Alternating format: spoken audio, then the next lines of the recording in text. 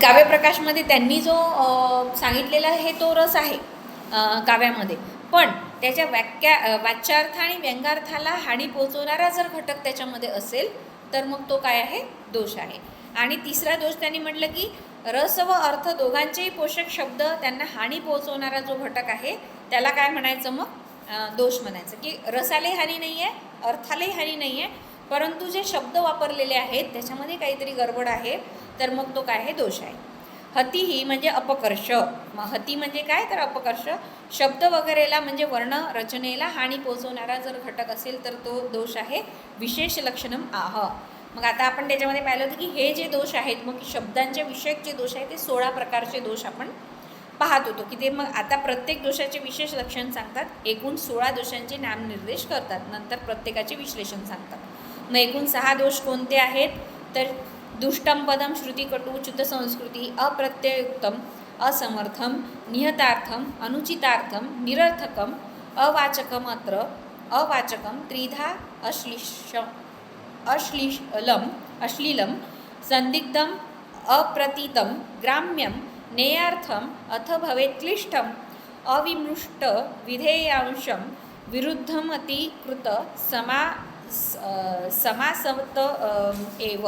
आता हे 2 श्लोकाने हे पाठ करून घ्याल तुम्ही. म्हणजे काय होणार की 16 जे दोष आहेत ते आपोआप पाठ होऊन जातील. हे श्लोक पाठ करून घ्या. श्लोक पाठ करणं सोपं असते कारण की, आणि श्लोक पाठ करण्याची सोपी पद्धत म्हणजे एक ओळ 10 वेळा म्हणायची.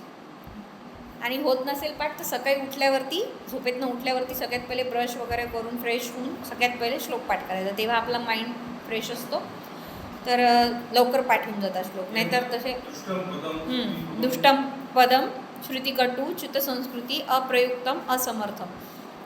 कारण की मग तसा जर तुम्ही हे पाठ करायला जाल तर कठीण जाणार. प्रत्येक दोष 16 दोष आहे. कारण श्लोक पाठ केला की श्लोक लिहिला त्याच्यातले एक एक श्रुतिकटू, मग च्युतसंस्कृती असं घेत घेत तुम्ही डिस्क्राईब पण करू शकता. ठीक आहे. तर श्लोक पाठ होत नसेल तर सकाळी उठा, 5 वाजता 6 वाजता जेवढं तुम्हाला शक्य होत असेल लवकर उठणं आणि सगळ्यात पहिले श्लोक पाठ करा. आणि श्लोक पाठ करण्याची पद्धत एक ओळ 10 वेळा म्हणायची. पाठ होणार म्हणजे होणार. ठीक आहे. तर नंतर हे पाहून घेऊ आपण कोणते कोणते दोष आहेत. श्रुतिकटू, च्युतसंस्कृती, अप्रयुक्त, असमर्थ, निहतार्थ, अनुचितार्थ, निरर्थक, अवाचक, त्रिविध अश्लील, संदिग्ध, अप्रतीत, ग्राम्य, नेयार्थ, क्लिष्ट, अविमृष्ट, विधेयांश, विरुद्धमतीकृत. आता याच्यातला पहिला आहे श्रुतिकटू म्हणजे परुष वर्णरूपम दुष्टम यथा.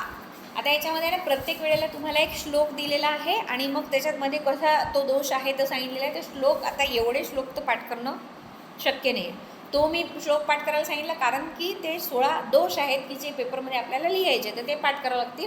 पण आता जेव्हा तुम्ही हे एक्सप्लेन कराल तेव्हा मग एवढा मोठा श्लोक जर तुमचा पाठ होत नसेल तर काय करायचं, श्लोकाची पहिली सुरुवात आणि शेवट. ठीक आहे. सुरुवात करायची डॅश डॅश डॅश आणि शेवट लभते कथा आणि 2 रेषा उभ्या, आणि त्याच्या पुढे मग या श्लोकामध्ये हा दोष आढळून आलेला आहे.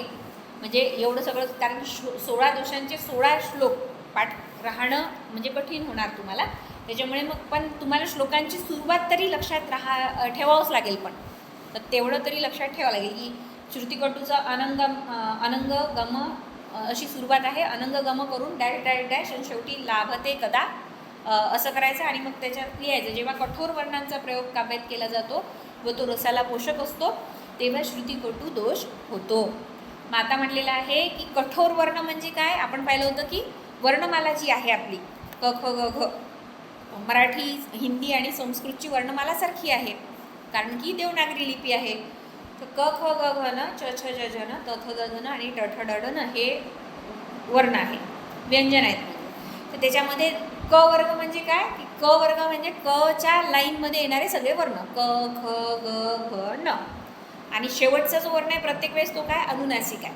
त्याला यमंगन नम म्हणतात. की क ख ग घ न मधला वाङ्मयातला न, च छ ज झ न्य मधला न्य, किंवा ट ठ ड ड न मधला बाणाचा न, त थ द ध न मधला न नळाचा न. हे काय आहे, सगळे अनुनासिक म्हणजे ज्याचा आपण नाकातून उच्चार करतो. आणि क ख ग घ ह्याच्यामधले पहिले जे वर्ण आहेत 2 ते कठोर वर्ण. मग कठोर कसं ओळखायचं, क ख म्हणताना कानाला कसं वाटत आहे, कठोर वाटत आहे. तेच तुम्ही ख म्हणा, ग म्हणा, हे व्यंजन मृदू व्यंजन आहे.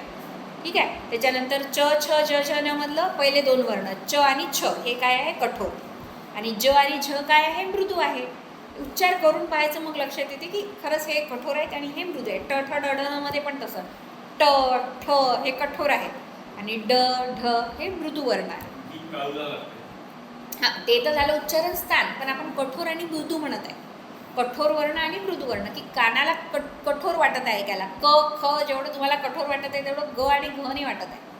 किंवा च आणि छ जेवढं कठोर वाटत आहे तेवढं ज आणि झ नाही वाटत आहे. किंवा ट आणि ठ जसा कठोर वाटत आहे, ड आणि ढ नाही वाटत आहे तसं. किंवा त, थ जसा वाटतो तसा थ आणि द नाही वाटत आहे. हे मृदू वर्ण आहे. सॉफ्ट काय म्हणता येईल त्याला, की अल्फाबेट्स जे आहेत ते.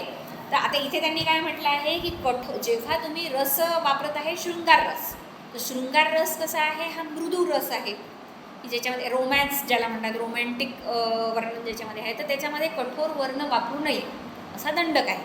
पण तिथे जर कठोर वर्ण येत असेल, मग तो काय झाला, रसाला पोषक नाही झाला. मग तो वापरत आहे तुम्ही शृंगार रस आणि वापरताना कर्ण कठोर असे वर्ण वापरले, म्हणजे मग तो दोष त्या रसाला झाला. म्हणून मग आहे की इथे शृंगार रस आहे. कातार्थ शब्द कठोर वर्णाने युक्त आहे. आता या श्लोकामध्ये जे आहे कातार्थ शब्द आलेले दुसऱ्या लाईनमध्ये पहा, कातार्थ लभते यथा. तर कातार्थ हा मेन शब्द होता, की त्या जसं की याचा अर्थ आहे मदनाचे मंगल घर असावे, त्याप्रमाणे तिचे ते कटाक्ष आहेत. त्या कटाक्षांच्या तरंगाने त्या नायकाला ती तन्वगी म्हणजे तनु अंगी, म्हणजे बारीक अंगाची आलिंगन देईल. ही कृतार्थता तो कधी प्राप्त करेल. इथे शृंगार रस आहे. कातार्थ शब्द कठोर वर्णाने युक्त आहे, रसाला अनुकूल नाही, म्हणून इथे श्रुतिकटू दोष तयार झालेला आहे. आता शृंगार रसाला रसराज म्हटलेला आहे, की सगळ्या रसांचा राजा आहे तो. म्हणून पहा तुम्ही पिक्चरमध्ये पण जास्त रोमॅन्टिक मूवी जास्त बनतात. त्याच्यानंतर कॉमेडी मूवी किंवा हॉरर मूवी असतील किंवा ॲक्शन मूवी असतील. का? कारण की लोकांकडून तो जो रस आहे तो प्रिय होतो किंवा त्याला जास्त प्रेक्षक मिळतात आणि त्याला जास्त काय म्हणता येईल, की त्याची जास्त ओढ पण आहे लोकांना शृंगार रसाची. म्हणून याच्यात उदाहरणं पण जास्त शृंगार रसाचेच पाहायला मिळतील आपल्याला.